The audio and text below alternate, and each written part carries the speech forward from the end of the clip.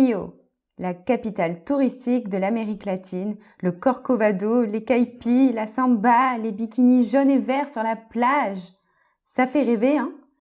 Et si je vous emmenais dans un endroit surprenant, un endroit où la magie opère à travers les graffitis sur les murs, les galeries d'art et les rues pavées?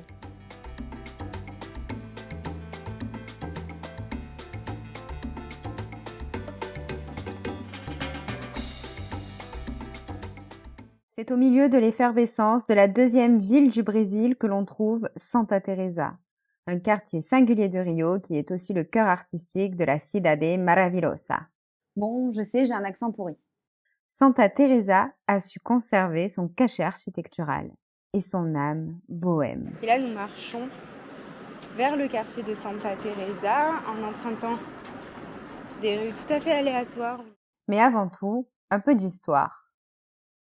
Tirant son nom du couvent des Carmélites dédié à Santa Teresa d'Ávila, ce quartier est aussi réputé pour son bondi, ce tramway historique qui le relie au centre de Rio. Et ce tramway, comme on a pu le voir, c'est une activité touristique à part entière.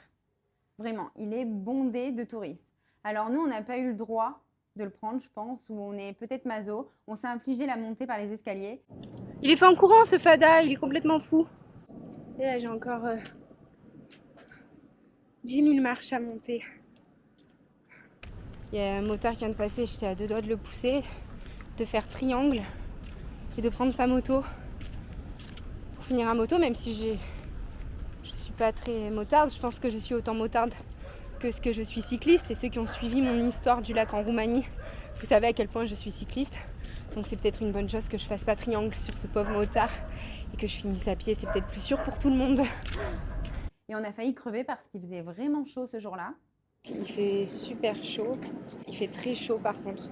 Là il fait 30 et il n'est que 10h30 du matin. Et il fait 30 degrés, je l'ai pas assez souvent répété là. Mais sinon, le tramway, c'est vraiment le symbole de Santa Teresa. Vraiment. On le retrouve partout. On le retrouve dans les magasins de souvenirs, on le retrouve dans les galeries d'art, on le retrouve dans les graffitis sur les murs. Le tramway, c'est le cœur, la mascotte de Santa Teresa, voire même de Rio de Janeiro. Alors il faut savoir que le tramway garde aussi en lui le souvenir d'un accident dramatique survenu en 2011, ayant fait 5 morts et plusieurs blessés. Et maintenant, parlons un peu d'art. Ce qui fait pulser le quartier de Santa Teresa, c'est surtout l'art. C'est ici, au détour des rues pavées, que de nombreux artistes brésiliens sont présentés au monde entier. Nous avons rencontré Luca, un galeriste passionné qui travaille au Parque das Ruínas. Là, au rez-de-chaussée de ce qui fut autrefois l'hôtel particulier de la mécène Lorena Santos Lobo, Luca nous présente les œuvres d'artistes brésiliens. Yes. Each print is special, it's unique. Each color has their own process. Ok. It's This- Brazil thématique. Yes, Brazilian culture. It's very common to see mandacaru. Ouais. It's got kind of cactus and some types of small birds as well. Ok. Mhm. Beautiful. Parmi eux, Bacaro, un jeune artiste brésilien connu pour ses travaux de xylogravure. J'ai contacté Bacaro sur Instagram à leur sujet. Je voulais savoir quelle était la symbolique qui se cachait derrière ces dessins volatiles. C'est son assistante qui nous a répondu. C'est à cause de son enfance.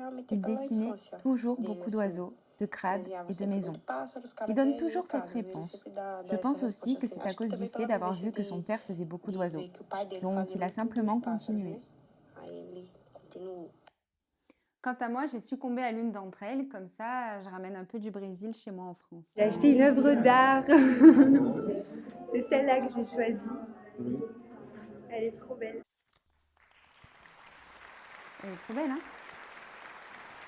Bon voilà, une fois ma première œuvre d'art acquise, il est l'heure pour nous de casser la croûte. Donc on se rend dans un restaurant pour le coup touristique, mais qui était super bon, où nous avons dégusté un rum steak à partager avec des pommes de terre. C'était frais, c'était bon, la viande avait beaucoup de goût. Je recommande, je vous mets les liens en description. Ça, c'est la récompense. J'ai plus le droit. Je suis en détox sucre. Ça faisait genre un mois que j'avais pas bu de coca. Pourquoi tu fais ça? C'est vrai, depuis Burger King a dit. C'était pas il y a un mois, C'était il y a 3 semaines. il y a 10 jours. 3 semaines. C'était pas il y a 10 jours. Bref, Et toi? trop bon. J'ai pris un Coca Zéro. 8 calories. Tout ce qu'on peut dire, c'est qu'ici, l'ambiance est singulière et Santa Teresa ne ressemble à aucun autre quartier de Rio. Alors par contre, c'est très touristique. On va pas se le cacher, quand on regarde sur les sites de guides touristiques, Santa Teresa, c'est une des activités principales à Rio. Et ça se ressent dans les rues parce que c'est plein de touristes, plein de restaurants pour les touristes et beaucoup de magasins de souvenirs. Mais en dehors de ça, c'est peut-être l'un des plus beaux quartiers de la ville parce qu'il recèle en lui vraiment une âme historique. C'est bohème, les monuments et les bâtiments ont gardé leur cachet. Il y a un parc magnifique, le Parque das Ruinas, qui offre un belvédère sur la ville à couper le souffle parce que Santa Teresa, c'est en hauteur, un peu comme Notre-Dame-du-Mont pour ceux qui viennent de Marseille, ou alors Montmartre pour Paris. C'est un peu la même ambiance, un peu la même atmosphère, on va dire. Alors, comment tu trouves Santa Teresa? Joli. Très sympa. Ok, merci, c'est dans la boîte. Santa Teresa, c'est ça, l'âme bohème de Rio. Un coin suspendu comme un secret mal gardé, entre passé et présent, entre art et vie. Je suis perdue. J'ai soif. Tiens. Ah ouais.